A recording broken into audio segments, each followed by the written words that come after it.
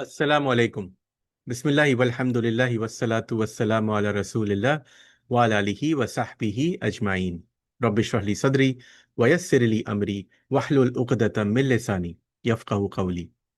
Welcome back to the Tafseer of Surah Al-Anam. We are on page 146. We ended page 145 with two of the most damning exposures of the pre-Islamic Arab paganism, namely the allocation of Allah's own creation to idols, with the idols receiving priority over Allah's share. Look at the absurdity of it. That was in ayah number 136. And in ayah number 137, Allah Azza wa Jal talked about the child sacrifice, human sacrifice, which is made beautiful by the shayateen to cause discord and religious confusion and to destroy the human being. And Allah Azza wa Jal ended that page 145 by saying, فَذَرْهُمْ وَمَا يَفْتَرُونَ. Leave them and their fabrications. Let Allah Azza wa Jal judge them on the day of judgment. And then Allah Azza wa Jal on page number 146 continued the systematic dismantling of the paganistic system. Now he is drilling into some specific religious rulings about livestock, an'am and harth, the produce, crops that were declared haram through fabricated rulings. وَقَالُوا هَذِهِ أَنْعَامٌ وَحَرْثٌ هِجْرٌ. This is the beginning of that page, 146, which we covered last time. And after mentioning that example, he gave the example of how certain animals were forbidden to ride on or whose milk was forbidden to drink, and also exposed the self-contradictory rulings on what was permitted for men and for the women. That was ayah number 139. And these were actual customs. Then in ayah number 130, after ending that passage, Allah Azza wa Jal made that statement in ayah number 140 that these fabricators will be destroyed. And he gave examples of the people who are doing child sacrifice as a ritual, as a religious custom, as well as those who made things or food that are coming from the rizq of Allah haram. قَدْ خَسِرَ الَّذِينَ قَتَلُوا أَوْلَادَهُمْ سَفَهًا بِغَيْرِ عِلْمٍ وَحَرَّمُوا مَا رَزَقَهُمُ اللَّهُ افْتِرَاءً عَلَى اللَّهِ. He said the fabricators are destroyed. And he gave examples of these two. And this is the danger of bid'ah. Any ruling that you come up with has to be based on sound evidence. Otherwise, it's just a fabrication. Look, pay attention to ma razaqahumullahu iftira'an 'ala Allah. You cannot forbid what Allah has made permissible and attribute it to Allah, iftira. It's a specific sin. قَدْ ضَلُّوا وَمَا كَانُوا مُهْتَدِينَ. And for those who wonder about the consequences of taking innocent lives, the verdict is clear in this ayah, ayah number 140. So today, we will start with ayah number 141, which double-clicks on the rizq of Allah, which was referred to in ayah number 140. مَا رَزَقَهُمُ اللَّهُ وَهُوَ الَّذِي أَنْشَأَ جَنَّاتٍ مَعْرُوشَاتٍ وَغَيْرَ مَعْرُوشَاتٍ وَالنَّخْلَ وَالزَّرْعَ مُخْتَلِفًا أُكُلُهُ وَالزَّيْتُونَ وَالرُّمَانَ مُتَشَابِهًا وَغَيْرَ مُتَشَابِهٍ كُلُوا مِنْ ثَمَرِهِ إِذَا أَثْمَرَ وَآتُوا حَقَّهُ يَوْمَ حَصَادِهِ وَلَا تُسْرِفُوا إِنَّهُ لَا يُحِبُّ الْمُسْرِفِينَ. Allah Azza wa Jal says, and it is He, referring to Himself, who produces gardens that are both trellised and untrellised, and date palms, crops of different kind, olives, pomegranates, similar and dissimilar. Eat its fruit when it yields and give its due zakah on the day of its harvest. But do not be excessive. Indeed, he does not like those who commit excess, which is going to two extremes. So let's break it down word by word.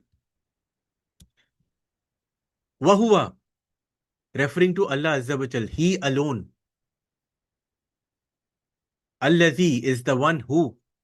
So Wahuwa Allazi, He is the one who exclusively does something. Ansha'a. Ansha'a means to produce or to originate or create. The creative act is talked about here. Ansha'a means to bring into existence from nothing and to develop to maturity. And so you can see that Ansha'a is a more comprehensive word than khalaqa. Jannatin, gardens. Gardens of fruit and vegetation. All cultivated gardens of fruit trees and produce. Marushatin wa ghayra marushatin.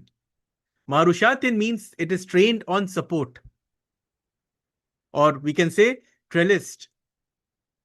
Vines that are raised on trellises, which are, think of them as wooden frames. So some plants grow along the ground and some stand freely. Date palms, grain, crops, fruit trees that can stand on their own. And that is why this term is used. Some use a support of some kind, a wooden support, and some do not. Marushatin are the ones that use a support, like the vines. Waghaira marushatin, some stand on their own. It is referring to the different kinds that Allah Azza wa Jal has created crops in different forms. Some need a support, some don't need a support. One nakhl.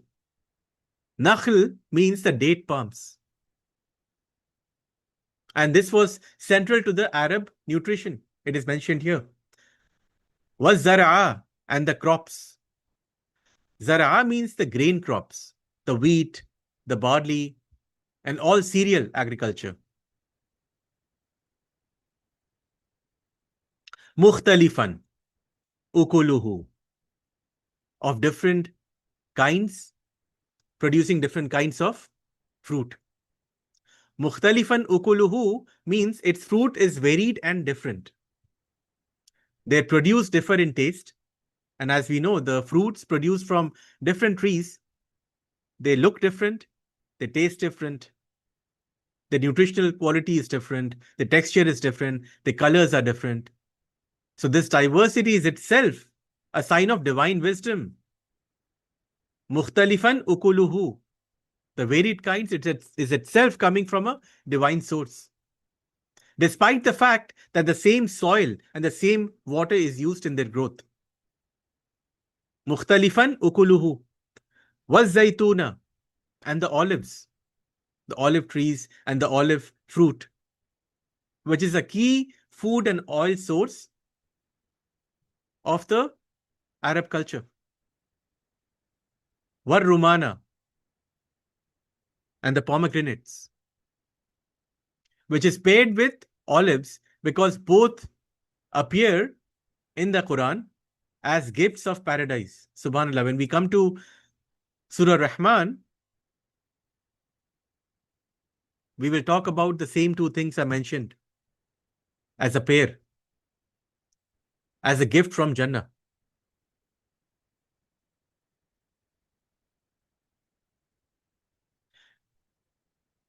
Mutashabihan wa ghayra mutashabih. Similar and dissimilar. These fruit trees resemble each other in some qualities and do not resemble others in some other qualities. In other words, they have varied appearance, varied color, varied taste.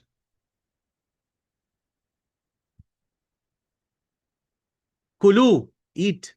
Min samarihi, eat from their fruit. Eat of its fruit. After Allah Azza wa Jalla has exposed the false haram categories in the previous few ayahs, He will now command to eat from the fruits.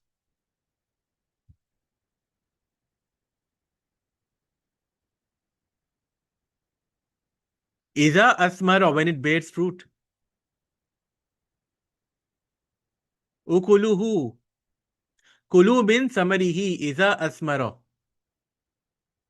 Eat from its fruit when it is ripe, when it bears fruit.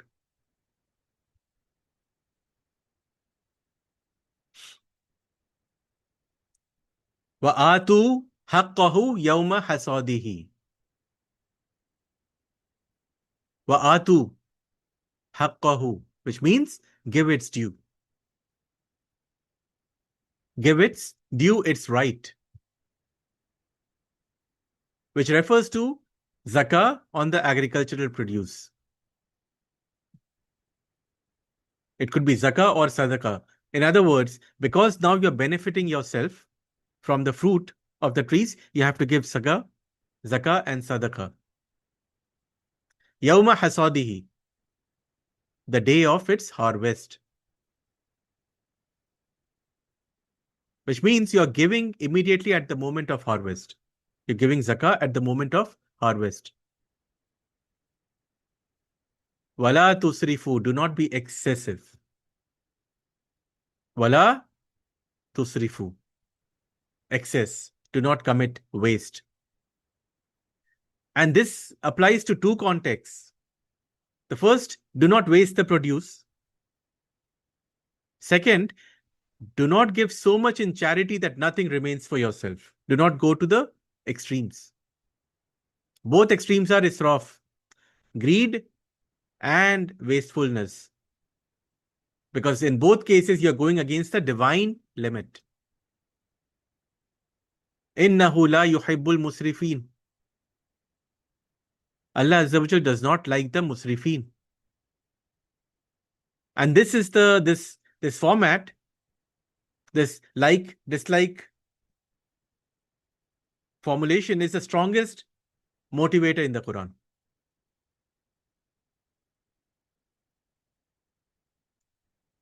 So, in ayah 141, Allah Azza wa Jal has pivoted to the divine reality. وَهُوَ الَّذِي أَنْشَأَ. He is the one who created these gardens that you eat from. The date palms, the crops, the olives, the pomegranates. Yes, we plant the seeds. Yes, we water the plants. But what makes the seed grow into a plant in the first place? What makes the plant bear fruit in the first place? It is not our doing. It is Allah Azza wa Jal's plan all along. It is Allah Azza wa Jal's creation. And that is why Ansha'a is used. He created these trees to bear fruit so we can eat from it and benefit ourselves. He's taking credit for that.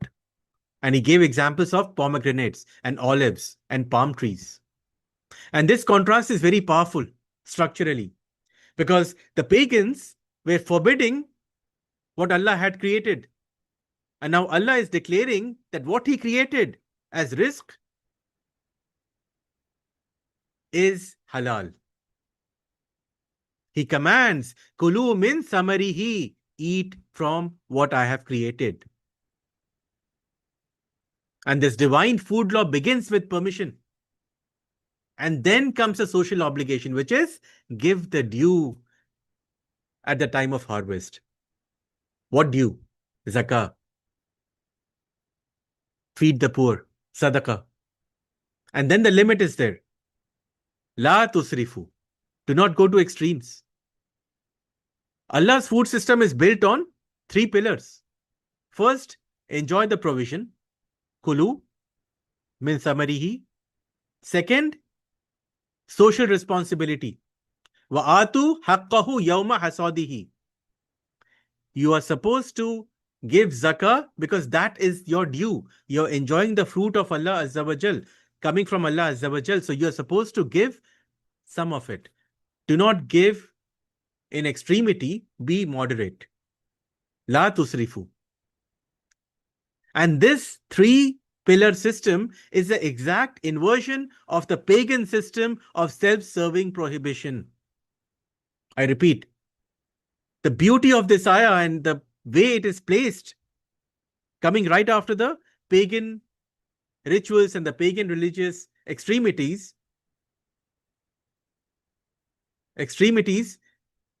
this gives you the idea of being moderate. Eat, enjoy the provision of Allah Azza wa Jal. You have a social responsibility, and do not waste. Do not go to extremes. So some key lessons in ayah 141. Allah Azza wa Jal created all of this food that we eat.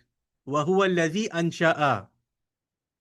Remember this and let it sink in. You plant the seed, you water the plants, you do everything to protect it. Trellises, for example, marushatin, some need it, some do not need it. But at the end of the day, the fact that the seed is growing into a tree and bearing fruit is coming from the creation of Allah Azza wa Jal, not from you or me.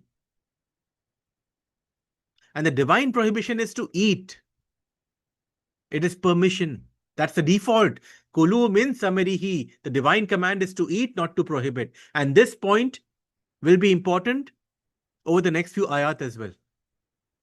We'll keep coming back to this point. The default ruling in Islam is everything is permissible except what is explicitly forbidden.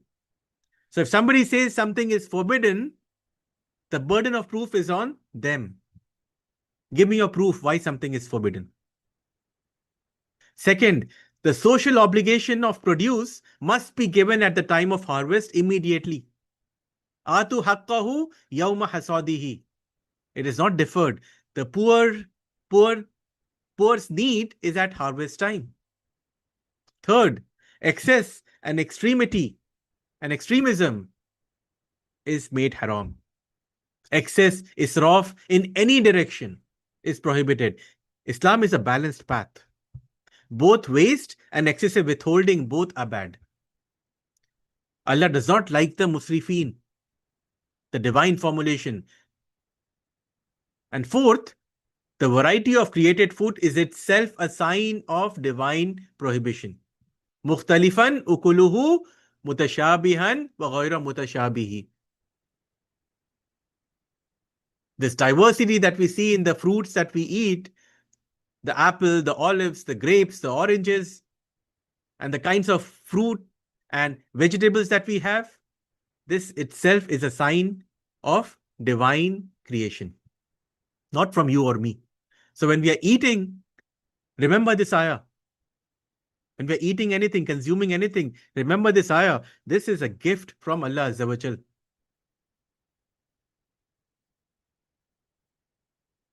For those who manage household food and resources, remember, wala tusrifu innahu la yuhibbul musrifin. Memorize this. Extremism of any kind. For example, in food, whether you're wasting your food or you're spending excessively on food, they are both israf, which Allah does not like.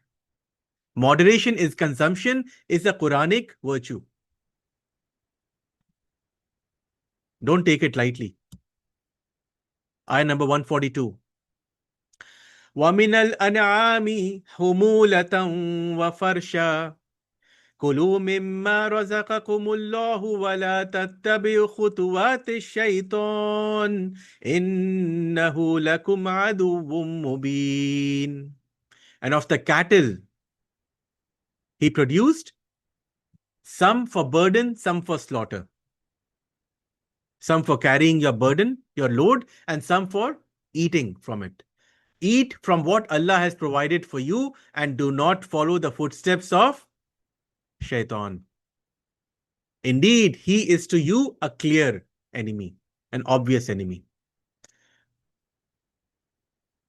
وَمِنَ الْأَنْعَامِ, and from the livestock. Wow is extending the divine provision to animals as well. The previous ayah, 140, talked about the crops, the fruits. Now, the wow here connects to the animals, the livestock as well. Humulatan. Hamulatan is referring to you can think of it as the beasts of burden, large animals that carry heavy load. Hamulatan. Large animals that are used for carrying load, like camels, like large cattle. Hamala means to carry. Hamula, those that characteristically carry load, like camels and large animals. They carry load, they carry goods, they carry people, mule, horse, they're all in the same category. Wa farshan. Literally, farsh means that which is spread close to the ground. And so this is referring to smaller animals that do not carry load. They are meant for you to eat from. The smaller livestock, sheep, goat, small cattle. These animals cannot carry load. And that is why farshan is used closer to the ground, lower in height. They spread close to the ground also when they are slaughtered. The sheep, the goat, small livestock whose legs are short, which is used primarily for things like meat, milk, not for transport. Kulu, eat. Just like the previous command in the previous ayah was kulu, eat from the fruit. Here, kulu is coming for eat from the animals, the livestock that are made halal for you. Kulu is repeated in ayah number 141 and 142. First time for crops and vegetation and fruits, next time in 42 for livestock. Why repeat twice? This is to emphasize divine permission against, again, the contrast is against pagan restrictions. Mimma razaqakumullah, from what Allah has provided for you. Just like in the previous ayah, Allah mentioned He has provided these fruits for you. Ansha'a. Here, He's saying the livestock that is provided as food for you. And very importantly, it is saying kulu, which means Allah Azza wa Jal is saying razaqakumullahu. Allah directly is taking credit for providing this food. The permission to eat comes from Allah, not from any priest. Wala tattabi'u khutuwati shaitan. Wala tattabi'u, do not follow. Do not follow the footsteps of shaitan by adopting prohibitions he invented and attributed to Allah. We talked about this, how shaitan makes evil things appear beautiful to you. One of them is these hypothetical, these fabricated rulings that are not coming from Allah Azza wa Jal. They're coming from the handiwork of shaitan. Khutuwat shaitan, the footsteps of shaitan. Khutwa means a step. Khutuwat is a series of steps, a bunch of steps. In other words, do not follow the path that he has laid for you, which is to appear, to make evil or bad deeds appear beautiful. And khutuwat is also important because it is a series of steps into misguidance. Shaitan does not command you to do something. They have no control. What they will do is they will give you these small little steps to take towards misguidance. Each one seemingly small, but each one, if you look in the collection, causes your destruction. The gradual step-by-step nature of satanic misguidance is talked about here by the word Khutuwat shaitan, the steps of shaitan, the mini steps that he asks you to take. It's not a single leap, multiple steps. Look at the beauty of the Quran. The way it is conveying that message, that shaitan misguides you step by step. a small step at a time. Innahu lakum aduwwun mubinun. A clear, manifest enemy. His enmity is not hidden or ambiguous. We all know what he said to Allah Azza wa Jal. When he asked for a long life, when he did not prostrate, instead of asking for forgiveness, he said, "Oh Allah, give me a long life so I can distract, so I can destroy the human being." It was on that day that he declared the enmity with the human being as a whole. So he is your enemy, a sworn enemy. Don't be in doubt about that. And he will work in khutuwat shaitan. He will work in steps, khutuwat. Do not follow these little steps that shaitan entices you to.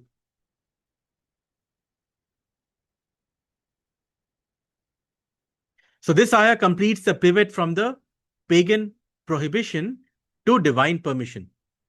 Ayah number 141 and 142 talked about the divine permission to eat from the agricultural produce and from the animals that are made halal for you. And these animals are there for two purposes. Hamula, burden bearing, and farsh, small slaughter, dairy animals.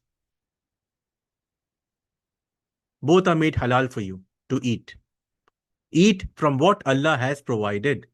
Kulu mimma razaqakumullahu.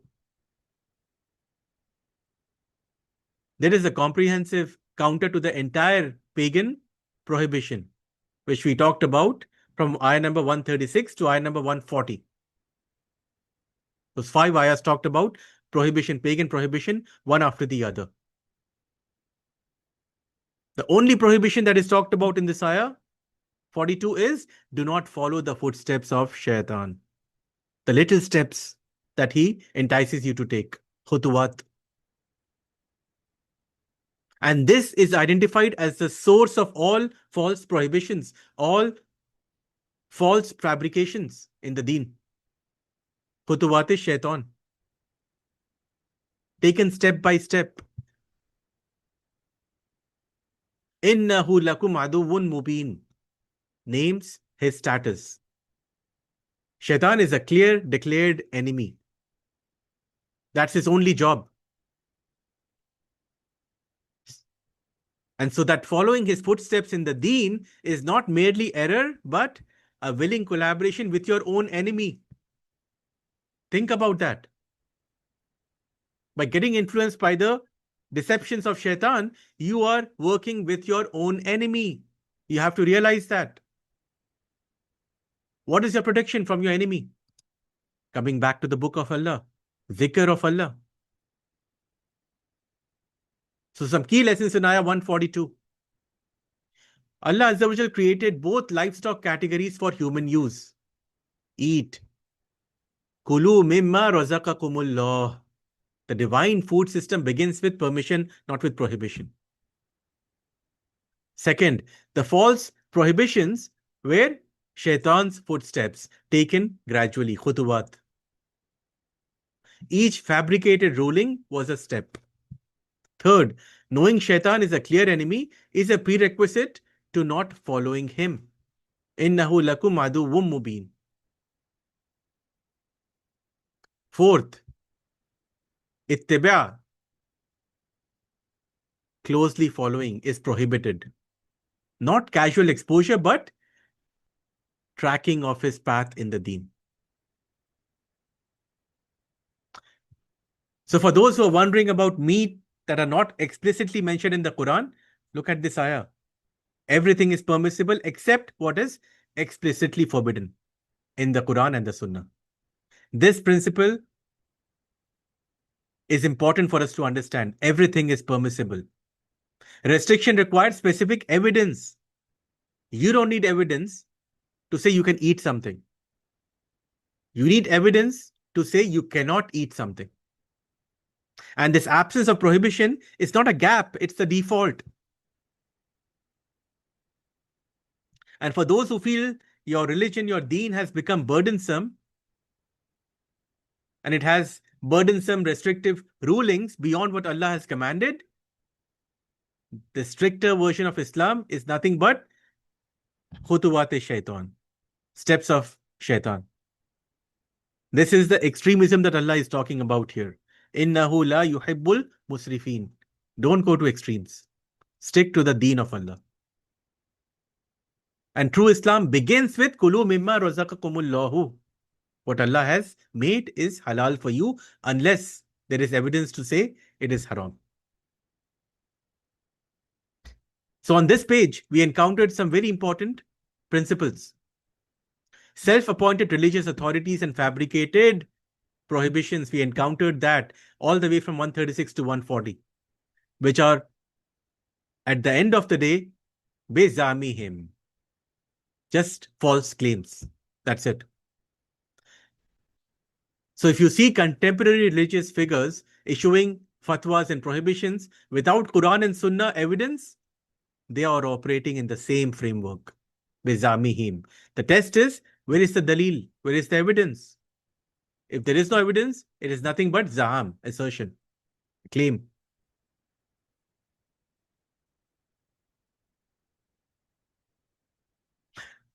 And israf is a very, very important concept in Islam. Innahu la yuhibbul musrifin.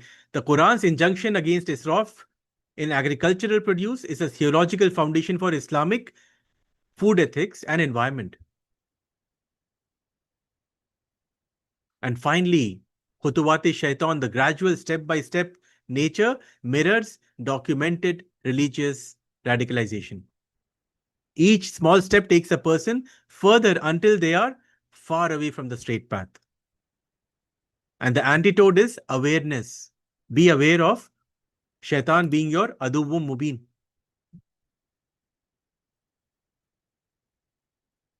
So page 146 closed with the comprehensive divine counter narrative to the pagan food prohibition system.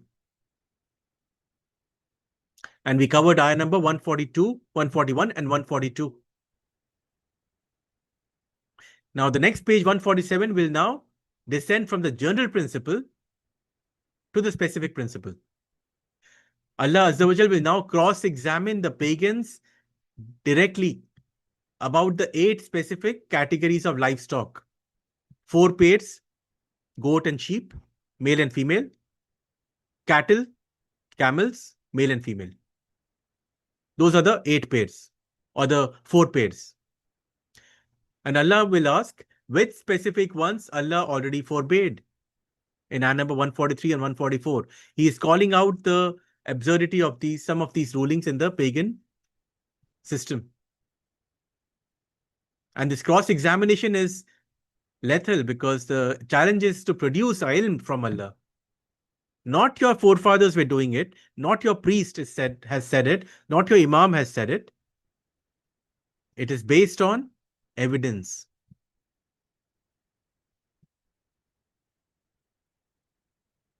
Samaniyata azwaj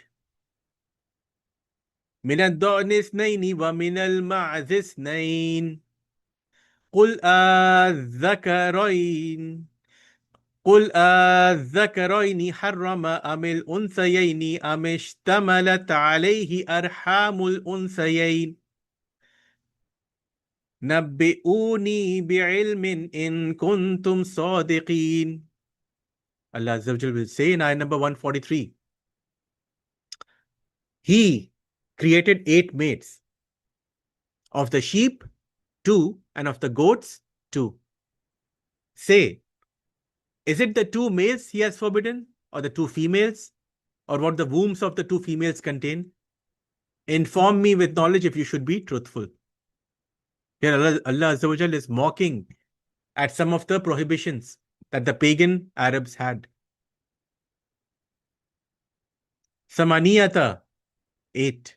Azwajin, pairs. So Allah Azza wa Jal created those 8 pairs. Zawj, azwajun, is a plural of zawj. Azwajun means pairs or mates or kinds. Zawj is one of a pair. a male or a female. So Samaniyata Azwajin is referring to 8 members of 4 pairs. 2 from sheep, 2 from goat, 2 from camels, 2 from cattle. And Zawj is member of a pair. The first category, Minat Do'ni. Minat Do'ni is from the sheep, domestic sheep, rams, ewes. The pair being 1 male and 1 female. Isnain, 2. Referring to the two from the pair of sheep, a male and a female. Waminal Mazi. Waminal Mazi is referring to the goats. Again, Isnain, the 2, the pair, the male and the female. Say. Now, Qul will mean say, which introduces the formal divine mujadala, disputation. Challenging the pagans to name which specific animals Allah forbade. Az-Zakarain, the 2 females. Is it the 2 males?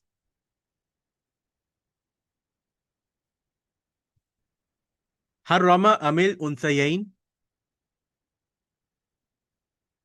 Is it the 2 males?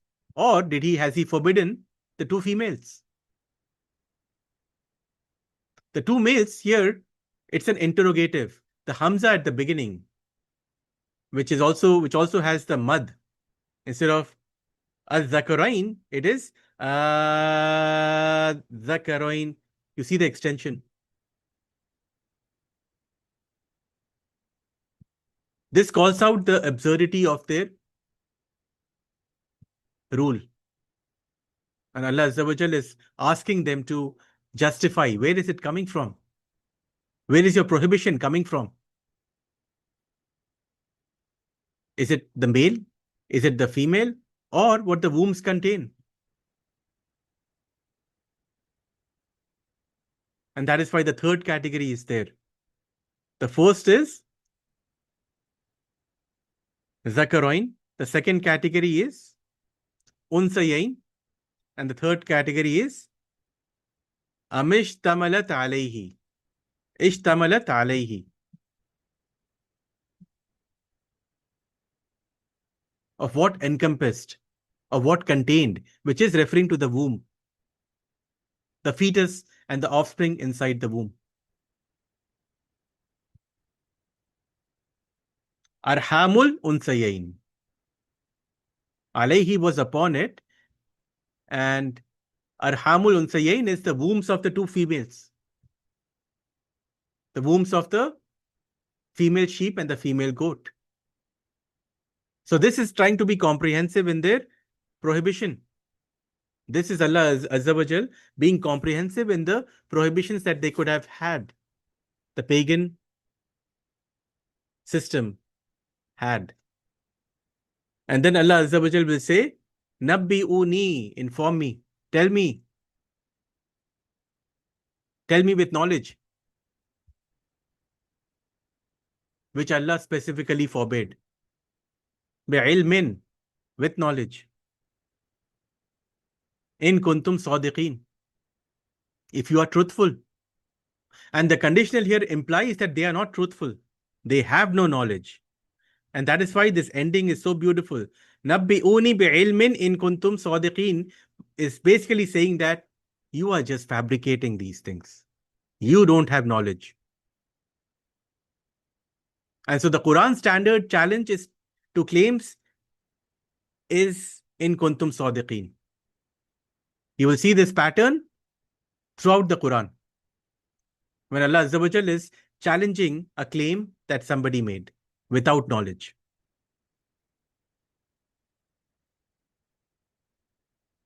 So now the question is, why did Allah mention 8 pairs in this ayah?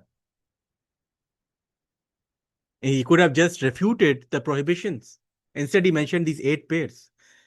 The answer is the specific enumeration of Samaniyata Azwajin 8 pairs or 4 pairs is a deliberate, exhaustive catalog because it covers every possible category: male, female, fetus.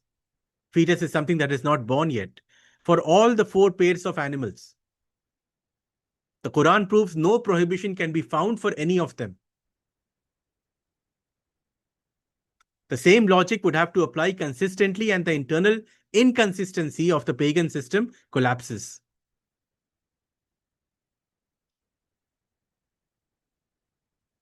So Allah Azza wa Jal created 2 categories of livestock in ayah number 142.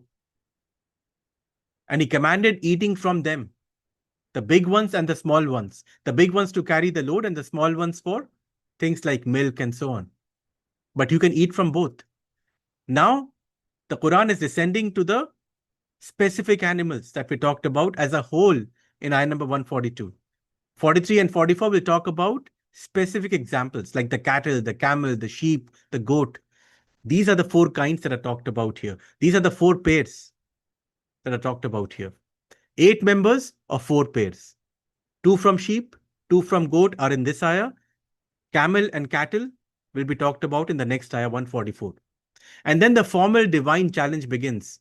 Qul, say to these pagans who declared some animals forbidden, which we talked about between ayah number 136 to 140. Is it the 2 males Allah forbade, or the 2 females, or the fetuses in the wombs? This is Allah's way of mocking the absurdity of what they have claimed. This 3-way injunction is exhaustive because every possible category of the sheep and the goat pair is listed, and the ending is devastating. Nabbi'uni bi'ilmin, inform me with knowledge.